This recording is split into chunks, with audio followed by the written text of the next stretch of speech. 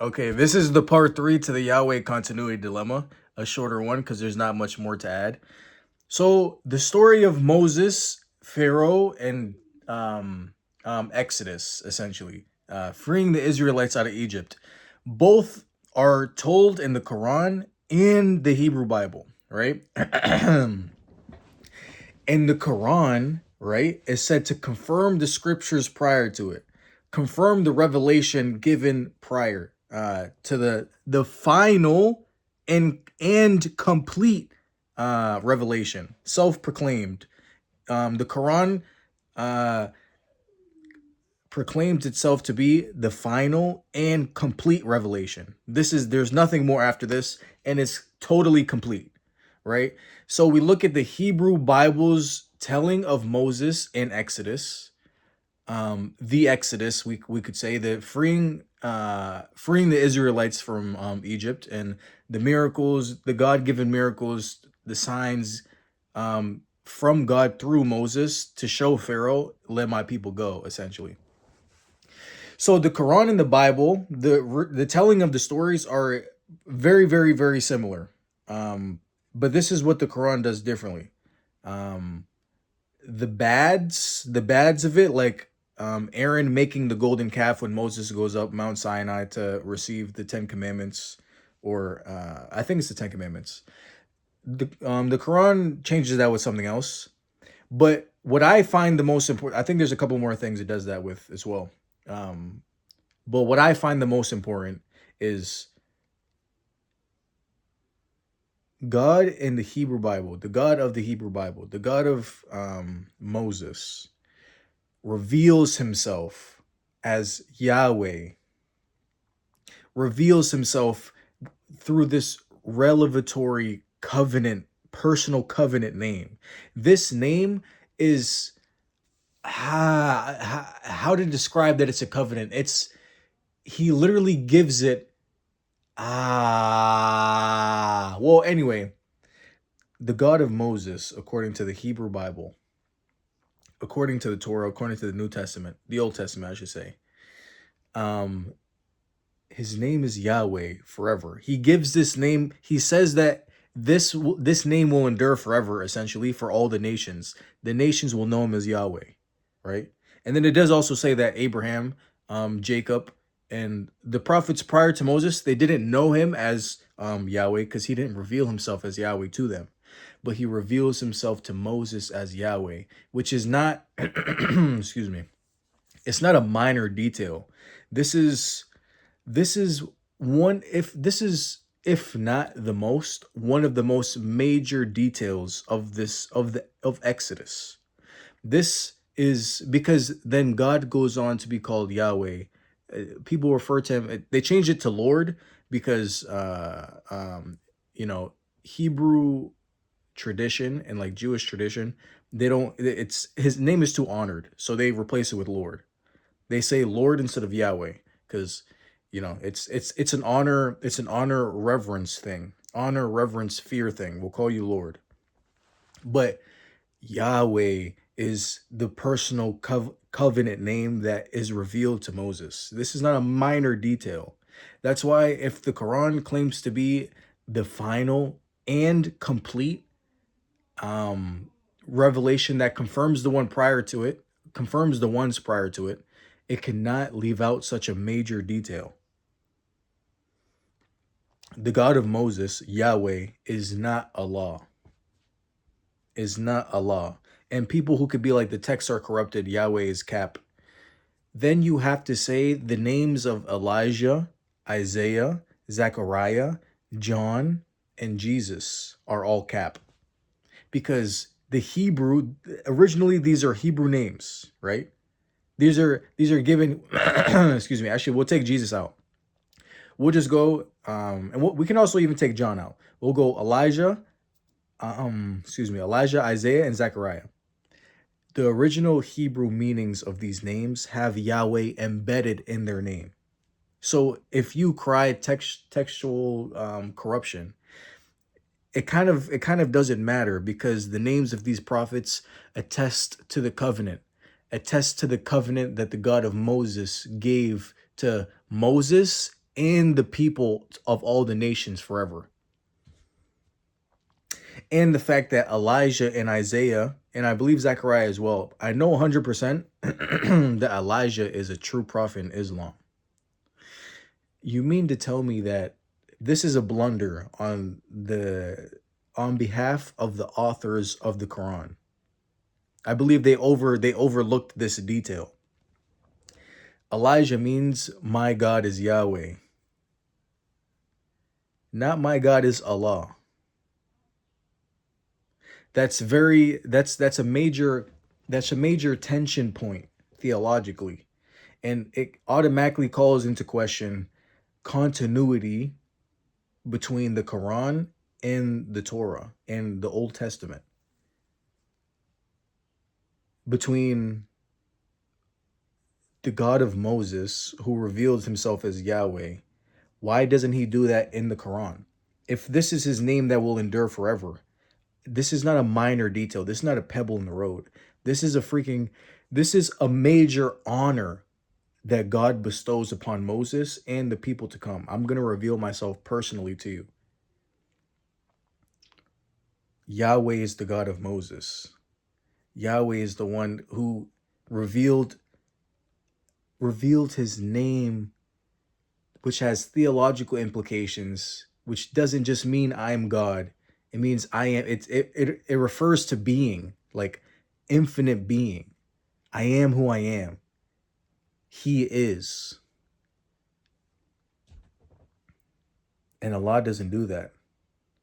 It's like, so prior to God revealing himself as Yahweh, he was referred to as Elohim, Adonai, El Shaddai, these are something of generic claims for God and Lord. And then he moves, so it goes from Elohim to Yahweh, personal covenant. And what the Quran does is it sees this and it squishes it, it crumbles it up, disregards it, throws it in the trash, and goes back to Elohim, as if God never revealed himself as Yahweh. Now, you can say this completely invalidates Islam, which I agree that it does, but at the very least, we can just say that this is a continuity break. And maybe it's not enough to make a Muslim completely challenge their view and change their view, but it is a very interesting point. Elijah is a trusted prophet. His name means my God is Yahweh. Who is Yahweh? What does Yahweh mean? Yahweh is the name that God revealed himself as to Moses. Before Moses went to the Pharaoh and performed the miracles on behalf of God. Moses said, "Who will I say sent me?" And he says, "I am has sent you. I am who I am has sent you." And then he says his name is Yahweh. And then this is how the nations forever will know him as.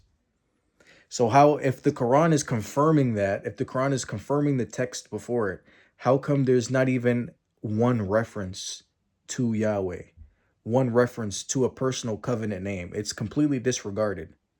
And this isn't like a minor pebble in the road. Once again, this is a major honor. This is revelation.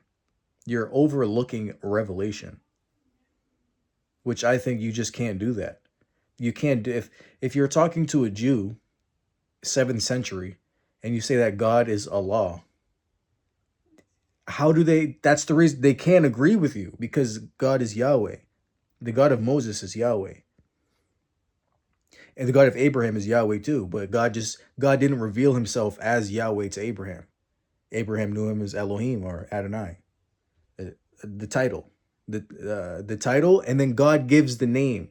The title is unfamiliar. I think there's a better wording for that. But then the name is a familiar name. I'm gonna reveal myself to you familiarly. So instead of Mr. God, I'm God. Just that maybe not the best, maybe not the best like equivalent, but yeah. So the Quran goes back. A 7th century Jew cannot agree with God is Allah, because Jews that have revelation know that God revealed himself as Yahweh. And Muhammad doesn't even affirm the name of Yahweh. Not even the Arabic equivalent, which is Al-Rub or something, which means the Lord. But it only means the Lord because that's what they did. That was Hebrew Jewish tradition to take the familiar name and put it Lord because of reverence and, a fear of God. I said it was going to be a shorter video, but it is what it is. I have now I have everything out there. This is the part 3, but it's not titled as parts. So, it'll be what it is. I think this encapsulates the whole thing as well. There were just a couple extra details that needed to be said. But very good. The God of Moses, the God of Abraham, the God of Jacob, the God of Isaac. Yahweh, not Allah, not God. The God of Moses isn't the God. That's what Allah means, the God. He revealed himself personally. He revealed revelation. You say you confirm the revelations, the scriptures before, but you don't even this one revelation you completely overstep you completely act like it never existed, like it never happened, like it was something insignificant. You don't even correct it. You act as if it never happened. This is a major blunder.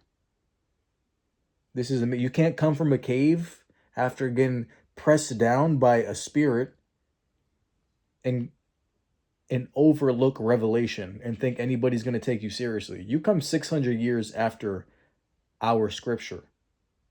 You don't get continuity breaks because that means you're a false prophet. You don't even get one. That's how serious this is, because this is about your soul. This is about heaven or hell. You don't get any continuity breaks. You don't get to majorly overlook revelation. Yahweh is revelation. You don't even mention that part. It's not even like you summarized the story of Moses, Exodus.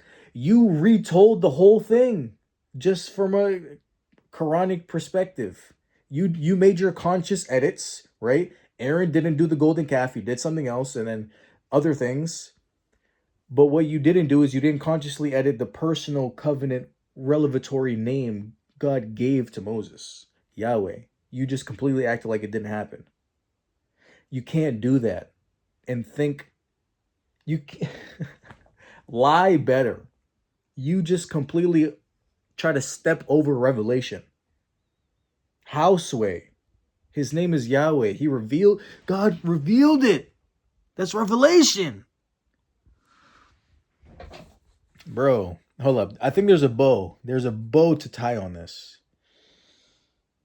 Yeah, you overstep it. You come from a cave. You don't even mention Yahweh. You say God's name is the God. That's what you say his name is. You say his name is the God. You claim that's a personal name. It's just crazy. And we're not even really going into the history. There's other continuity breaks that we could talk about, but this one is the topic at hand. The Yahweh continuity break. You completely look over revelation. That's like looking over the 10 Commandments or half of the 10 Commandments like they never happened. God revealed the 10 Commandments, so you affirm them. God revealed his name, but you act as if he never did. You don't even try to consciously edit it. Other things were consciously edited. But revelation, you act as if it never happened. God revealing his name as Yahweh, you act as if it never happened. That's a major continuity break. That's a major red flag. Imagine you're just listening to Muhammad and you're just hearing him out. Oh, God is Allah. Allah is God. Allah is God. And you know God is Yahweh. Imagine he's telling you the story of Moses and he completely just jumps over God revealing his name as Yahweh and saying that name will endure forever and all the nations afterwards will know him as that. Completely skipped over. Like it never happened. He doesn't even try to edit it. He doesn't even try to reconcile it with his new views. Yeah, yeah. I think that's the bow, or the closest I'll get to a bow. Salute.